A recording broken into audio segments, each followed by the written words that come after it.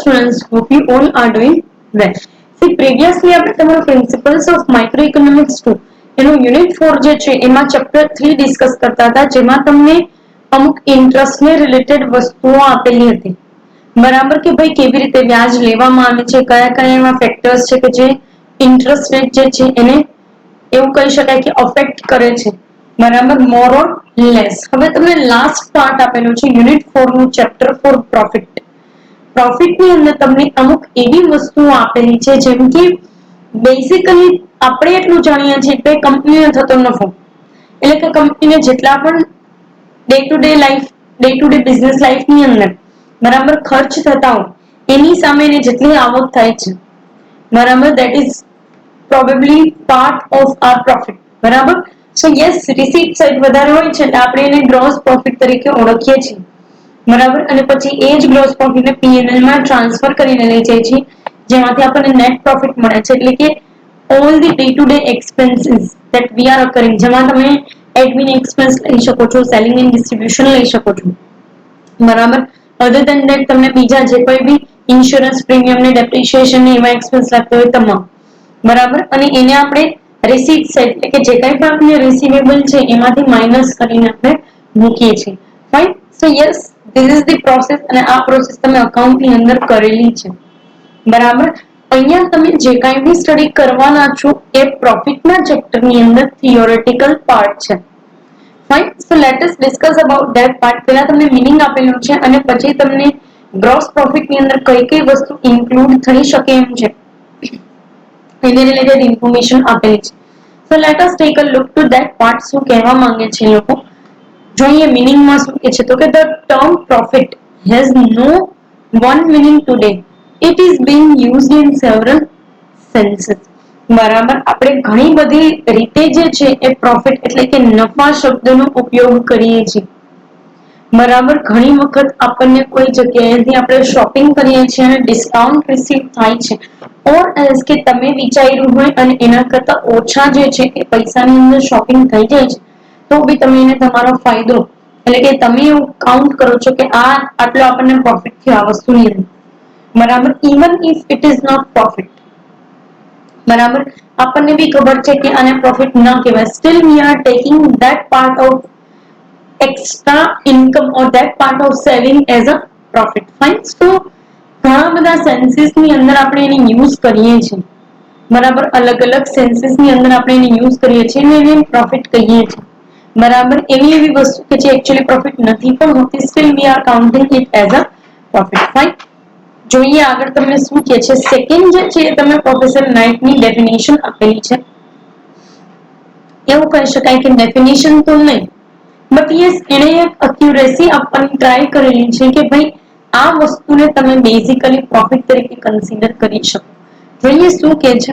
In the words of Professor Knight, perhaps no term of concept in economic discussion is used with a variety of well-established meaning than a profit. બરાબર, એટલે એનો કહેવાનો મતલબ એવો છે કે આખી દુનિયાની અંદર જે જે જગ્યાએ ઇકોનોમિક ડિસ્કશન થાય છે એ તમામ ઇકોનોમિક ડિસ્કશન ની અંદર પ્રોફિટ જેટલો વેરાયટી વાળો વર્ડ ક્યાંય પણ જોવા મળેલો નથી. તમે કોઈ બી વસ્તુ તમને મળેલા ડિસ્કાઉન્ટ નહીં તમે પ્રોફિટ કહો છો, તમને થોડીક ઇન્કમ મળે છે એને બી તમે પ્રોફિટ તરીકે કન્સિડર કરો છો. કોઈ જગ્યાએથી તમને રિસીવ થવા જોઈએ એના બદલે થોડાક વધારે જે છે એ પૈસા, થોડાક ઇન્ટરેસ્ટ ની અંદર વધારે પૈસા રિસીવ થયા તો બી તમે એને પ્રોફિટ જ ગણો છો.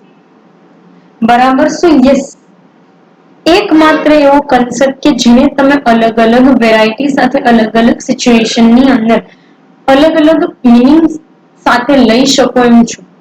બરાબર, અને નફાને આપણે જે છે એ જ્યારે ક્યારે આપણે નુકસાનીમાં ઘટાડો થાય ને તો એને બી આપણે નફો ગણીને ચાલતા હોઈએ છીએ.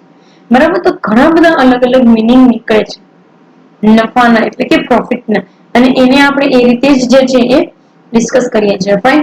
આગળ તમને થર્ડ પોઈન્ટ ની અંદર એવું કીધું છે કે some writers have identified it as the percentage return on investment of capital, while others have called it reward of ownership. બરાબર, દરેક લોકોનું પોતપોતાનું જે છે એ અલગ અલગ પોઈન્ટ ઓફ વ્યૂ છે, અને દરેક ઇકોનોમિસ્ટ એ ક્લાસિકલ હોય, નિયો ક્લાસિકલ હોય કે મોડર્ન ઇકોનોમિક્સ લોકો હોય, એ દરેક લોકો પોતપોતાની રીતે જે છે એ અલગ અલગ વેથી વસ્તુઓને જોતા. ઓફકોર્સ ક્લાસિકલ ઇકોનોમિક્સ લોકો એ પરિસ્થિતિ પ્રમાણે કાઉન્ટ કરતા હોય કોઈ વસ્તુને, બરાબર. નિયો ક્લાસિકલ એમના સમય પ્રમાણે, એમના એરા પ્રમાણે, મોડર્ન ઇકોનોમિક્સ લોકો એમના એરા પ્રમાણે ડિસ્કશન કરતા હોય.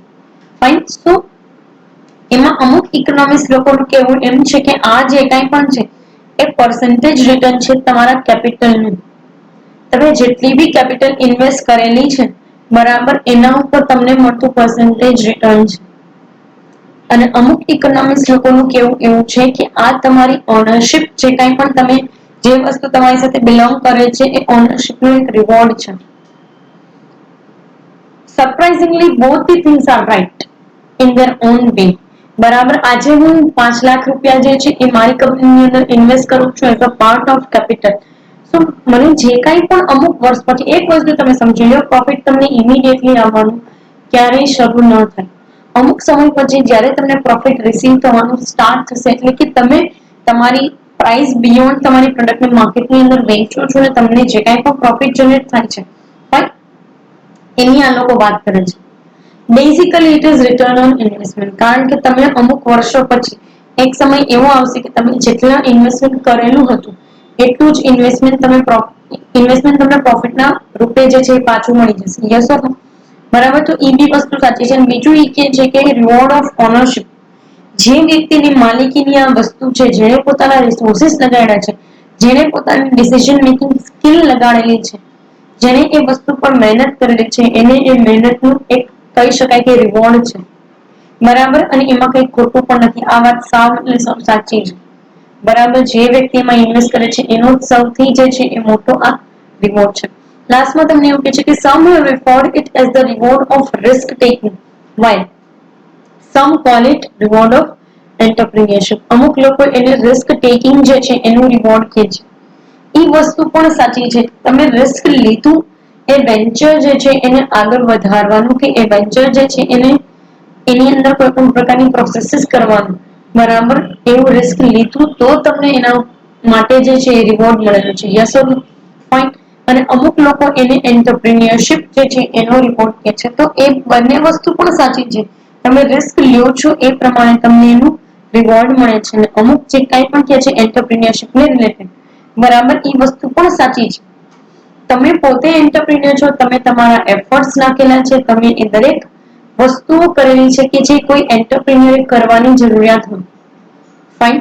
તમે એમાં ડિસિઝન મેકિંગ નાખ્યા, તમારા અલગ અલગ વસ્તુના માર્કેટ રિસર્ચ કર્યા, માર્કેટ સર્વેસ કર્યા, બરાબર, જેટલી બી ઇફેક્ટિવનેસ તમારાથી ક્રિએટ થતી હતી એ તમે કરી. તો yes, it is reward of your entrepreneurship. તમારી એન્ટરપ્રિન્યોરશિપ સ્કિલ જે છે એનો બી રિવોર્ડ છે એવું આપણે કહી શકાય. ફાઇન. નેક્સ્ટ તમને એક કન્સેપ્ટ આપેલો છે items that are included in gross profit. બરાબર. ગ્રોસ પ્રોફિટની અંદર જેને તમે કાચો નફો કહો છો એની અંદર કઈ કઈ વસ્તુ ઇન્ક્લુડ કરવામાં આવે છે એ આની અંદર તમને આપેલું છે. અને આપણે જે છે એ પાર્ટ્સ કરી નાખીએ છીએ. આ પાર્ટની અંદર આપણે ઇન્સ્યોરન્સ ચાર્જીસ સુધી સ્ટડી કરશું. બાકી જે કાંઈ પણ છે એ નેક્સ્ટ પાર્ટની અંદર. Fine. Let us discuss over that part.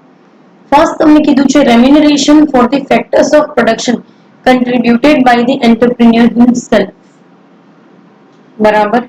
Remuneration for the factors of production contributed by the entrepreneur himself. બરાબર. બહુ એટલે બહુ બેઝિક એવા વેથી તમને એક વસ્તુ સમજાવું છું. કોઈ પણ એન્ટરપ્રિન્યોર હોય આ દુનિયાની અંદર, બરાબર, એવો માણસ કે જે પોતાનો વેન્ચર સ્ટાર્ટ કરવા જઈ રહ્યો છે, એ વ્યક્તિ જેટલા પણ ફેક્ટર્સ ઓફ પ્રોડક્શન સૌથી પહેલા લઈ આવશે પોતાના બિઝનેસની અંદર, બરાબર. ખાલી મારા વિચારે કાંઈ નથી થતું. મારી પાસે કોઈ સારી પ્રોડક્ટ જે છે એને માર્કેટમાં મૂકવાનો વિચાર હોય, એના એવા વિચારોથી કંઈ જ નથી થતું. બરાબર. ક્યારે એ વસ્તુ થાય છે બેઝિકલી તો કે જ્યારે ક્યારે પણ તમે ફેક્ટર્સ ઓફ પ્રોડક્શન જે છે, બરાબર, એને તમે ઓક્યુપાઈ કરો છો અને એ ઓક્યુપાઈ કર્યા પછી તમને એમાંથી જેટલો પણ ફાયદો મળે છે એ હકીકતે તમારો રિવોર્ડ છે. બરાબર. તમે મશીન લઈ આવો છો, કોઈ ટૂલ્સ લઈ આવો છો અને એને તમારા પ્રોડક્શન પ્રોસેસની અંદર તમે ઓક્યુપાઈ કરો છો.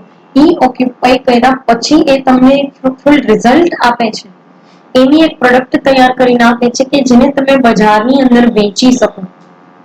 બરાબર. ખરેખર તો ત્યારે જે છે એ તમને એમાંથી જે કાંઈ પણ ફાયદો જે છે એ તમને મળે છે, that is the part of your gross profit. બરાબર. ત્યાં સુધી તો તમારે માત્ર ને માત્ર તમારા ધંધાની અંદર ઇન્વેસ્ટમેન્ટ જ કરવાનું હોય છે. જ્યાં સુધી તમે એ ઇન્વેસ્ટમેન્ટ કરો છો, બરાબર, ત્યાં સુધી તમને ફાયદો નહીં થાય, પણ એ ઇન્વેસ્ટમેન્ટ ફ્રૂટફુલી થયા પછી તમારી કંપનીની અંદર મશીનરી આવે છે, ટૂલ્સ આવે છે, વર્કર્સ લોકો આવે છે, બરાબર, તમને એક ફિનિશ પ્રોડક્ટ રો મટીરિયલ તમામ વસ્તુ આવે છે જે ફેક્ટર્સ ઓફ પ્રોડક્શન ની અંદર આવવી જોઈએ.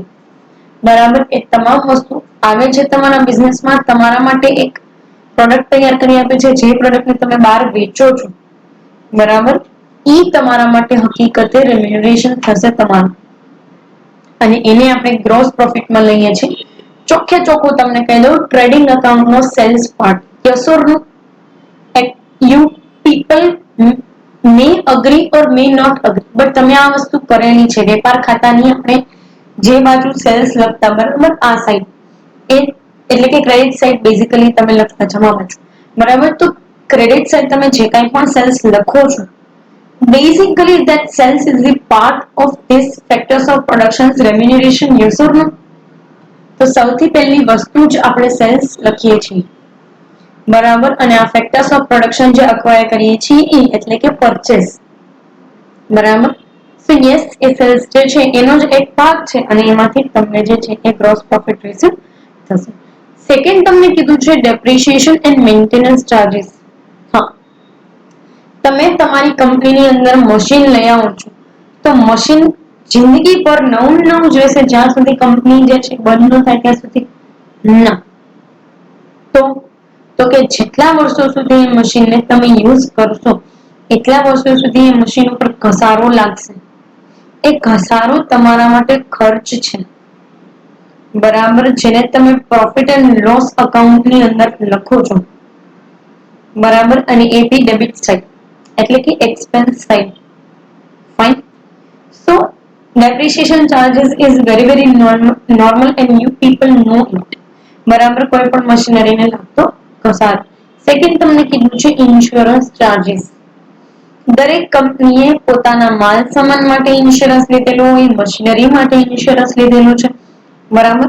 તો એ બધા ઇન્સ્યોરન્સ ચાર્જીસ એને લાગે છે, અને એના માટે એ લોકો ઇન્સ્યોરન્સ ચાર્જીસ એટલે કે પ્રીમિયમ જે પે કરતા હોય ને, એ આપણે લખીએ છીએ ક્યાં? P&L અકાઉન્ટની debit side. Yes or no? બરાબર. So it is the part of our gross profit.